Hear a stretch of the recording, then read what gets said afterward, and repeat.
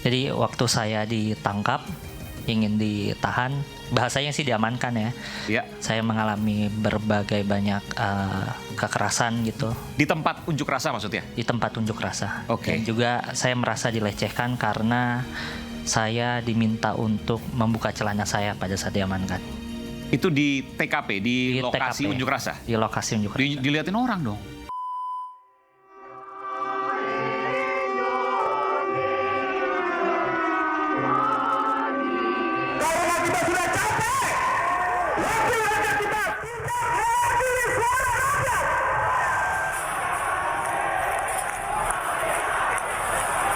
Ini adalah waktu yang tepat untuk saya keluar dan bersama dengan kawan-kawan semua melihat bagaimana MK yang sedang berusaha mengembalikan citranya setelah wajahnya habis porak-poranda di sebelumnya.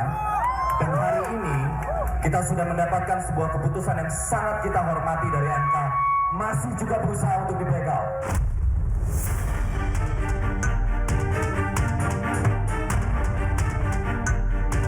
Karena RUU Pilkada belum disahkan menjadi undang-undang, maka yang berlaku adalah hasil keputusan Mahkamah Konstitusi Judicial Review yang diajukan oleh Partai Buruh dan Partai Gelora.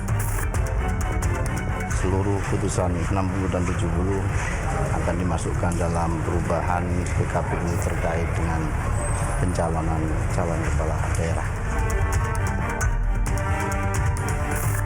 Gue bilang enak aja ya, ngapain gue suruh dukung Pak Anies. Dia bener nih, kalau mau sama PDI, kalau mau PDI jangan kayak gitu dong ya.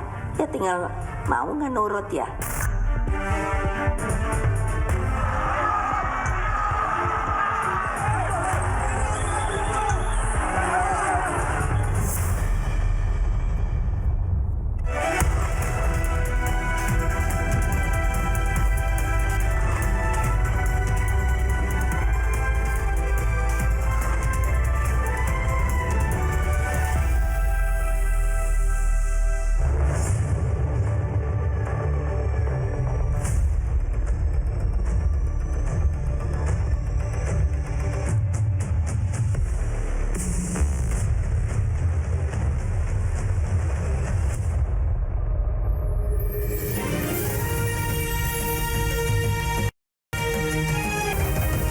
Disiarkan langsung dari studio MNC Conference Hall Tower Jakarta.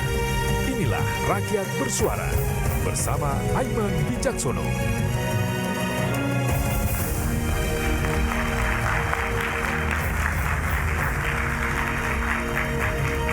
Hari ini pendaftaran Cakada, calon kepala daerah Pilkada 2024 resmi dibuka. Laga di Pilkada Jakarta yang membuat paling penasaran dan juga tentu ada beberapa daerah lain. Di Jakarta misalnya ada pasangan Ridwan Kamil dan Suswono yang diusung oleh Kim Plus menunggu lawan tanding. Anies Baswedan dan Rano santer diusung PDI Perjuangan, meskipun hari ini, setidaknya sampai detik ini yang muncul adalah Pramono dan Rano. Meskipun banyak orang yang tidak percaya akan nama-nama itu. Pramono dan Rano maksudnya. Pilkada termasuk setiap manuvernya dan Jakarta masih menjadi tujuan utama. Anggaran besar jadi lompatan menuju kursi orang nomor 1. Dan jungkir balik Pilkada. Dan setiap manuvernya akan kita bahas pada malam hari ini. Saya Aiman Wicaksono, inilah Rakyat Bersuara.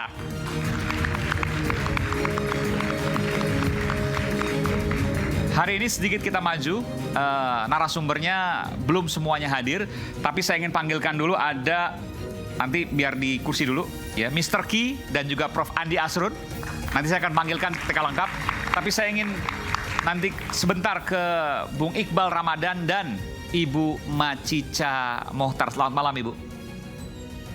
Apa kabar? Bisa pakai mikrofon? Cek, alhamdulillah. Ya. Baik. Ini luar biasa. Kenapa saya katakan luar biasa? Saya agak turun sebentar ya, nggak apa-apa ya. Kamera mungkin bisa ikut saya. Nah, kemarin sempat ditahan atau apa ya? Bisa pakai mikrofon, agak dekat.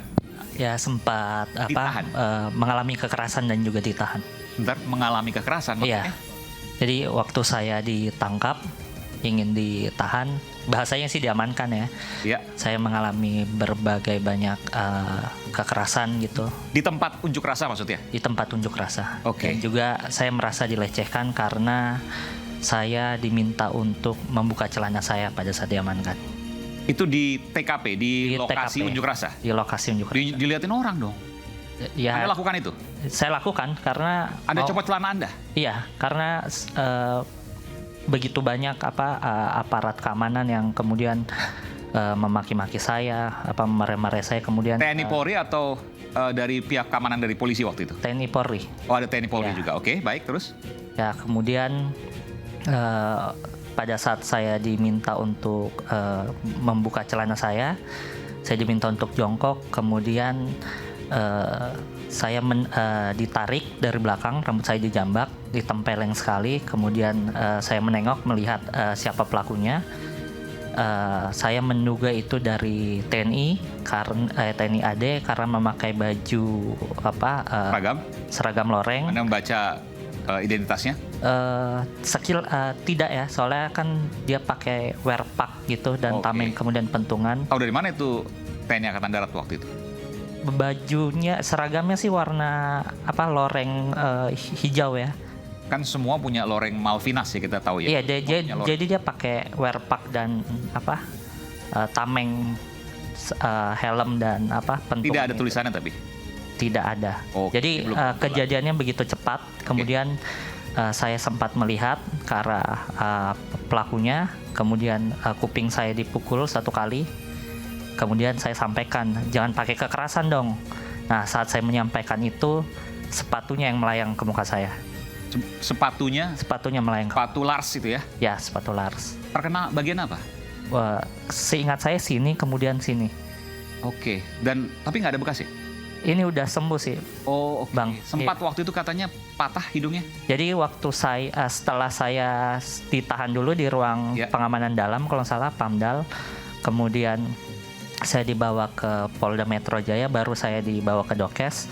Nah, dokternya menyampaikan kalau ini patah. Ya, saya melihat agak bengkok ya hidung Anda ya. Jadi Iya, di sebagian atas pangkalnya ya. iya. Tapi sebelum saya bicara soal itu, saya ingin bertanya dulu. Banyak orang tidak tahu Anda adalah Iqbal Ramadan. Saya mau tanya, Anda adalah anak dari Letnan Jenderal TNI Purnawirawan Murdiono, mantan orang dekat Presiden Soeharto. Iya, Betul? betul. Dari mana Anda meyakini itu? Saya meyakini dari ibu saya menyampaikan, nenek, keluarga terdekat, dan juga kerabat-kerabat dari ayah. Masih ada yang sempat menghubungi saya dan Kerabat kita dari masih- ayah? Ya, teman-teman gitu. Kerabat dari Pak Murdiono? Iya, Apa yang disampaikan? kamu harus yakin kamu anaknya ayah kamu gitu. Pernah tes DNA? Untuk tes DNA sih belum pernah dilakukan. Banyak yang mengatakan bahwa kamu mirip sekali dengan Pak Murdiono. Iya, banyak yang menyampaikan. Pernah ketemu Pak Murdiono? Tidak, jadi saya berharap malah ketemunya sewaktu ayah sudah meninggal, tiada, tapi tidak sempat juga bertemu waktu itu. Kenapa? Waktu Taman meninggal Anda mau ketemu ya? Iya, sempat. Mungkin proses kenegaraan kali ya, cukup rumit gitu untuk melihat jenazah dari almarhum. Anda sekarang adalah sekretaris Bukan lembaga sekretaris, saya ada di organisasi bantuan hukum. LBH, Iya, Lembaga Bantuan ya, Hukum, sebagai asisten pengacara. asisten pengacara, dan ada bagian dari pengacara Peradi juga. Iya, Masih berhubungan dengan keluarga dari Pak Murdiono? masih dari adik Om Budi, Itu adik kandung Pak Murdiono? adik kandung. Purnawirawan tentara juga? Bukan, Oh, sipil ya? iya, wira swasta. Wira swasta. Sampai sekarang pun masih berhubungan? Sampai sekarang masih berhubungan. Apa yang Terakhir disampaikan pada kamu? sempat menangis gitu, dan setiap saya berhubungan dengan Om Budi, disampaikan tetap semangat aja, jangan pernah menyerah gitu. Sampai hari ini Om Budi masih berhubungan dengan... Masih berhubungan baik. Apa yang ingin kamu sampaikan kalau ayah kamu masih hidup saat ini? Letnan Jenderal TNI Purnawirawan Murdiono. Kalau disampaikan Apa ya?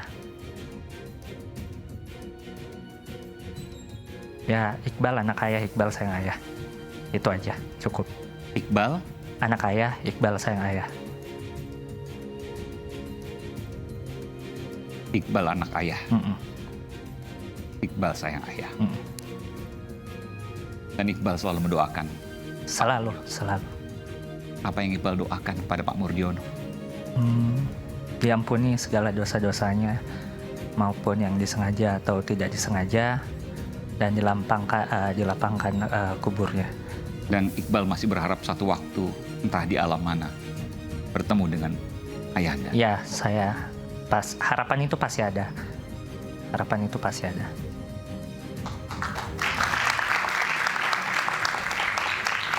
Ibu Macica, Ibu membesarkan sendiri Iqbal, betul ya? Anak Iya. satu-satunya. Iya, Dan Ibu memang meyakini bahwa Iqbal adalah putra dari Letnan Jenderal TNI Purnawirawan Murdiono. sangat meyakini itu. Karena saya hampir 8 tahun hidup bersama beliau. Jadi ketika Iqbal lahir pun kami masih bersama dan bahagia sekali ketika Iqbal lahir. Cuma ketika Iqbal sudah berumur 2 tahun, saya sudah berpisah sama Bapak.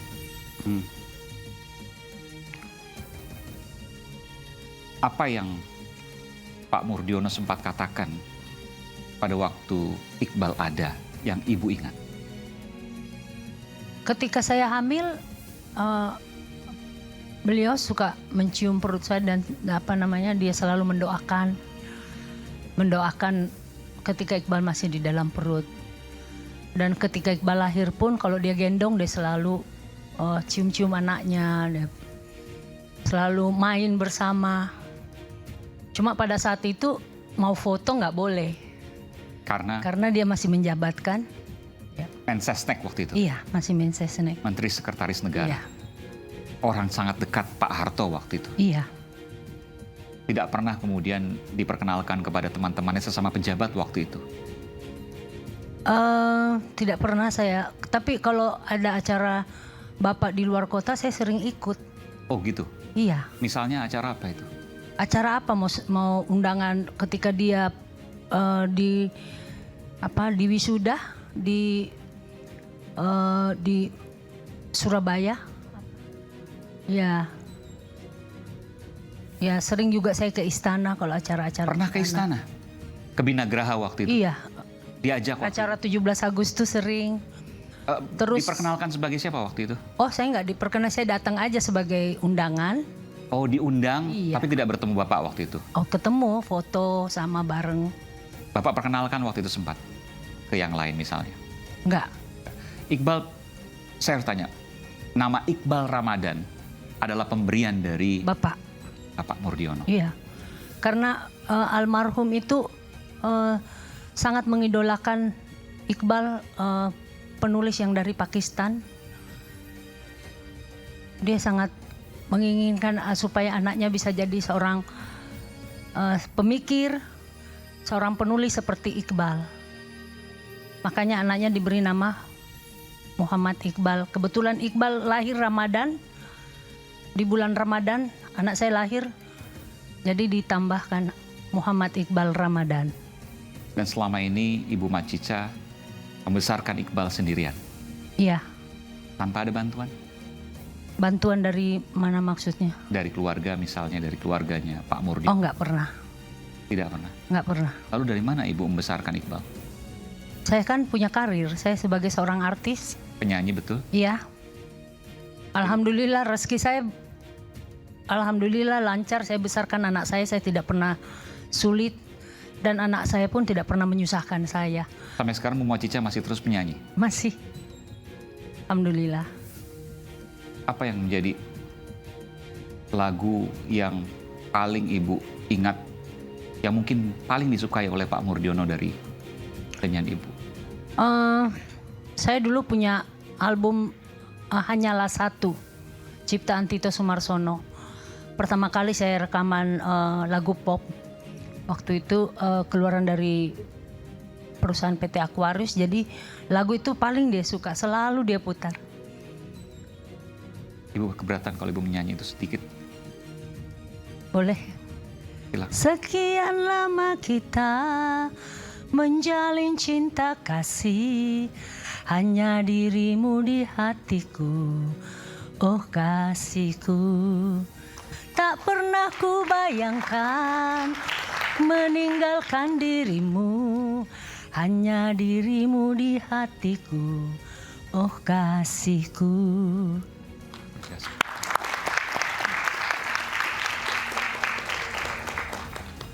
Ini hal yang jarang gitu ya. Yang mungkin bagi sebagian orang mungkin tidak mengetahui, anak-anak sekarang mungkin juga tidak mengetahui betapa waktu itu berkuasanya Presiden Soeharto dan juga pada waktu itu dengan Pak Murdiono. Iya.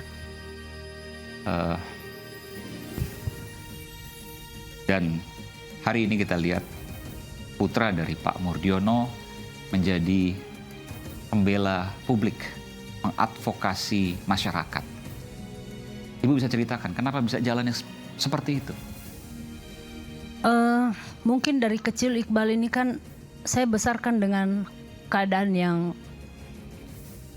tidak adil menurut saya.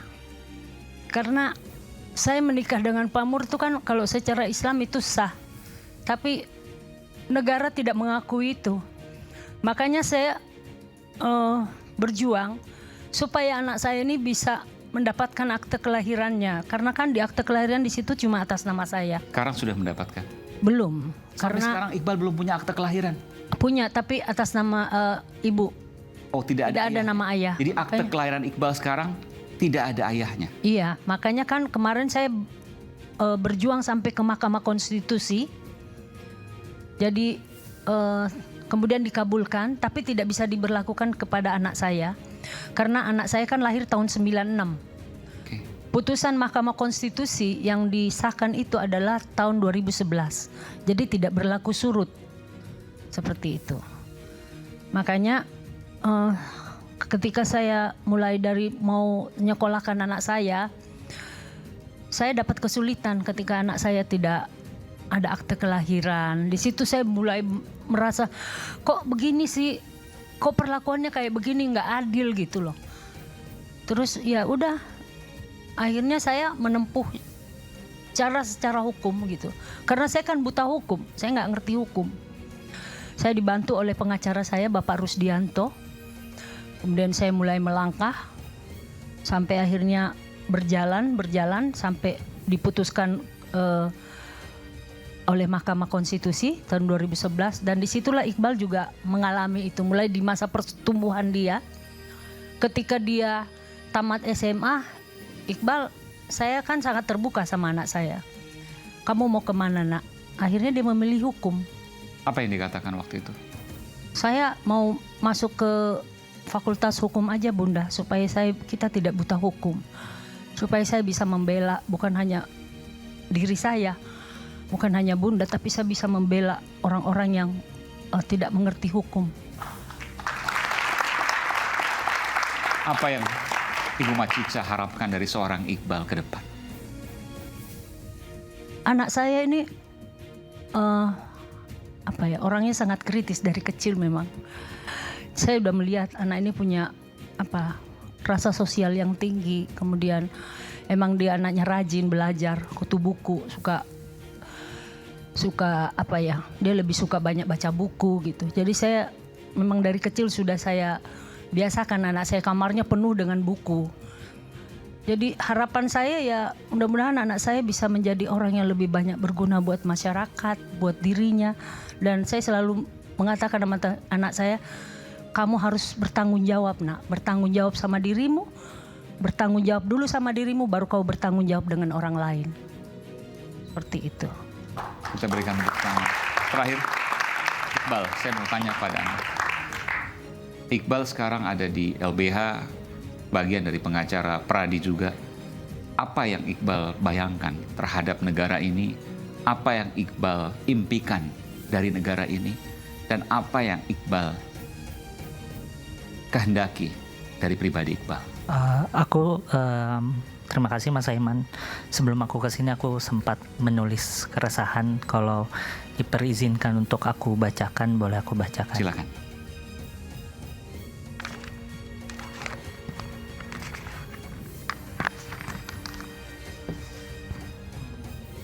Aku menyebutnya tragedi 22 Agustus 2024.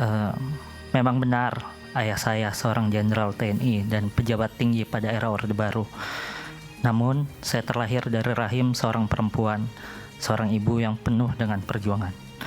Ibu saya harus bekerja keras, mencari nafkah dan merawat saya tanpa kehadiran sosok ayah. Saya tidak pernah menggunakan nama besar almarhum ayah saya untuk kepentingan pribadi. Saya menjaga rapat latar belakang kedua orang tua saya. Bahkan ketika saya berada pada situasi yang sangat mengerikan di hadapan aparat bersenjata yang melecehkan, memukul, dan menendang kepala saya, tidak sedikit pun terpikirkan untuk memanfaatkan nama besar ayah saya agar diberikan pengampunan oleh aparat yang sedang menyiksa saya. Hanya satu yang saya ingin ketahui, bagaimana rasanya menjadi masyarakat kecil saat mereka ditangkap dan ditahan oleh aparat keamanan karena menuntut hak-haknya. Hak untuk bebas dari penyiksaan adalah hak semua anak bangsa di atas bumi manusia. Saya bukan seorang anak yang hidup dalam kemewahan dan kekuasaan. Sejak kecil saya berjuang melawan ketidakadilan. Ibu saya selalu menanamkan nilai-nilai keadilan dan welas kasih. Harapan terbesar ibu saya adalah agar saya bisa berguna bagi masyarakat dan berpihak kepada mereka yang terpinggirkan. Di saat yang lainnya memanfaatkan nama besar orang tuanya agar mendapatkan kedudukan dan jabatan, di sisi lain ada banyak orang tua dan pemuda yang berjuang untuk membayar biaya pendidikan yang mencekik, mencari kerja untuk menjadi tulang punggung keluarga, dan menjadi ojol hanya untuk bertahan hidup sehari. Jurang antara si kaya dan si miskin begitu lebar di negeri ini. Takdir memilih saya terlahir sebagai anak dari seorang jenderal TNI di era Orde Baru dan penyanyi kampung dari Sulawesi Selatan. Saya tidak bisa menolak takdir itu. Namun, hal itu tidak menutup hati nurani saya dan akal sehat saya untuk melawan kesewenang-wenangan penguasa terhadap rakyatnya.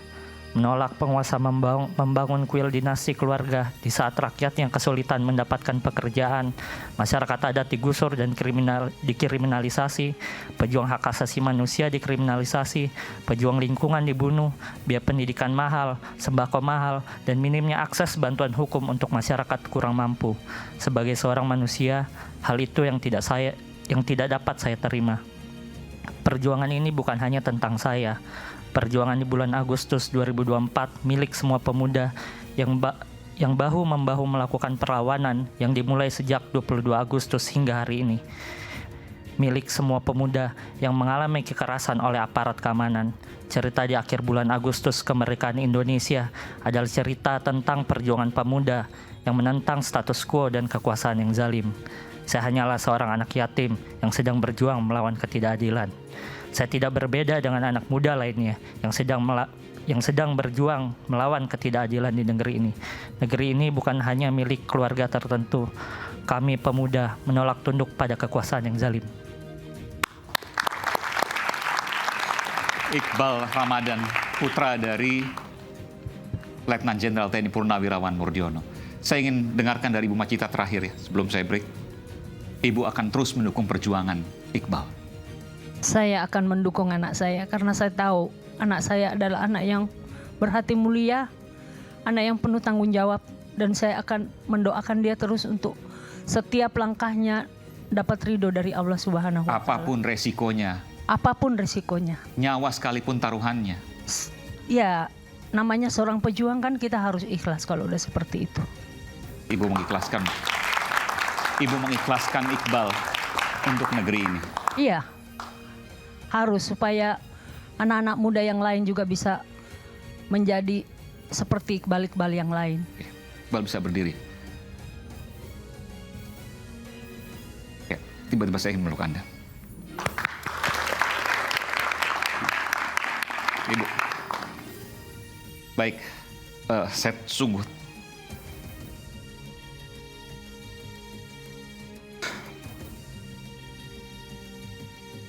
terenyuh untuk mendengarkan pidato seorang Iqbal Ramadan, anak seorang jenderal bintang 3.